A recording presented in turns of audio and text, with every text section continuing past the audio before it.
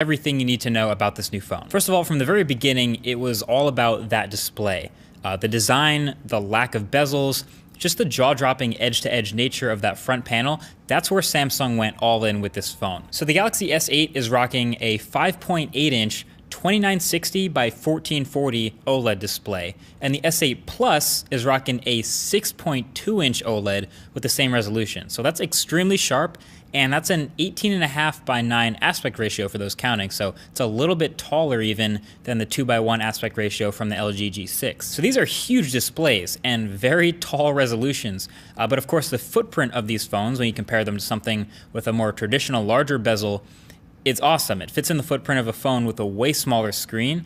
They're calling it the Infinity display. I'm calling it like the almost bezel-less look.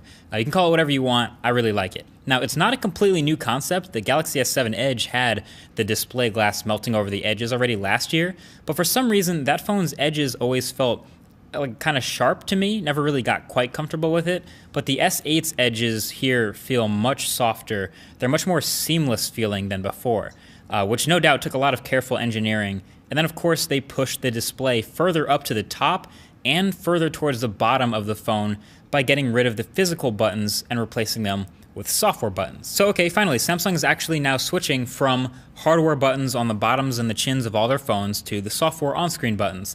That's great, I love them, but what does that mean we lose by switching? Well, first of all, Samsung's software buttons are not pretty. I mean, maybe it's just me, but I think they're pretty ugly. And they're also out of order. Like, the back button should still be on the left, but luckily we can reorder these buttons in the software to switch the order if we want. We can't change the way they look, but there's that. And then you also lose a physical home button, which had the fingerprint reader on it on the last phone. So the fingerprint reader now here moves up to the back of the phone and way up by the camera. This one is kind of a stretch, and I actually don't mind, fingerprint readers on the backs of phones. Like on the Pixel XL, for example, when I'm holding my phone in a normal reading position, the fingerprint reader is actually easily reachable, so I don't mind that. It's in the middle of the back. But these stretched out Samsung phones are a little bit taller, so even with my big hands, holding the S8 in a normal position puts the fingerprint reader just a little bit out of reach, so I have to stretch a bit to find it.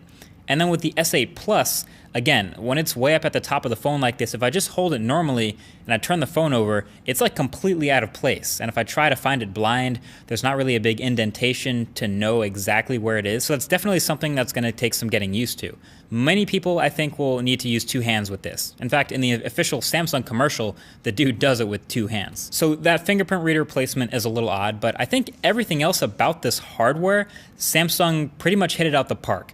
This finally feels like a 2017 or even 2020 futuristic smartphone design in the seamless, beautiful type of way that we dream of, but without sacrificing really any functionality or features. It's still thin and pretty lightweight phone. It still has USB Type-C at the bottom with fast charging. It still has a headphone jack. It's still fully IP68 water resistant, still has wireless charging, still has a microSD card slot for expandable storage. And with all that sandwiched between the sheets of metal and glass, the Galaxy S8 will also have pretty much some of the best specs you can find in any Android phone. So Snapdragon 835, 4 gigs of RAM, first phone in the world with Bluetooth 5.0, and it brings the iris scanner also back from the dead from that Galaxy Note 7. My only question mark here is the battery. The only difference between the S8 and the S8 Plus is not any features, it's just the physical size. So the displays are different and the battery sizes are different. It's 3,000 milliamp hours on the Galaxy S8, and 3,500 milliamp hours on the S8 Plus. And a 3,000 milliamp hour battery can seem decent, maybe a little bit small, but the number one draw of battery on a phone is the display. And it's so easy to forget while holding that this is a 5.8-inch display. It's huge. So a 3,000 milliamp hour battery on a 5.8-inch display, not really too sure if that's going to hold up. And then same thing with the bigger one. The S8 Plus is a 3,500 milliamp hour battery, which seems pretty decent size, but it's a 6.2-inch display. Not a lot of 6.2-inch display phones out there, and it's also a super high-res, super bright display. I mean, that's going to be a big draw. That's definitely something we're going to be testing for the full review. Now, the cameras on the back of this phone, as far as I can tell, are the same as the Galaxy S7 from last year. So 12 megapixel camera, f1.7 aperture, optical image stabilization, the whole deal. It's high-end, and that's not a bad thing at all. That was a really good camera, but obviously that's not exactly pushing the limits here. It's just a pretty safe bet that will do you just fine. And then, of course, there's the software.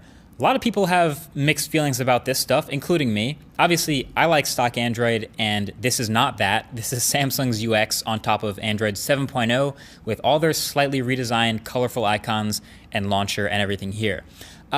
It feels fine with the hardware. They have a new set of wallpapers to look pretty great on this display, and the home screen icons and widgets are a little tweaked, but overall it's nothing drastically different from before. There are some neat tricks up its sleeve, like there's this button that shows up when you're watching YouTube videos full screen that basically lets you do what the iPad does and punch in a little bit to fill the display if you really hate the black bars on the side, your call.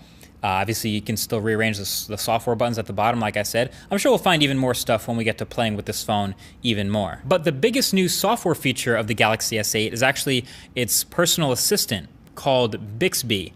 And to me, it's a little bit confusing just the way it exists on the phone, at least to users, I think. So Bixby does all the same things that Google Assistant does, but by Samsung instead of by Google. So it'll show you a bunch of cards in an order that's relevant to you, so it tries to show you information that it thinks is important before you need it. It's really similar to Google Now and what Google does with the cards. You can access it by swiping over from your home screen, just like Google, and Bixby even has its own freaking button on the side of the phone. Look, power button on one side, then volume rocker and Bixby button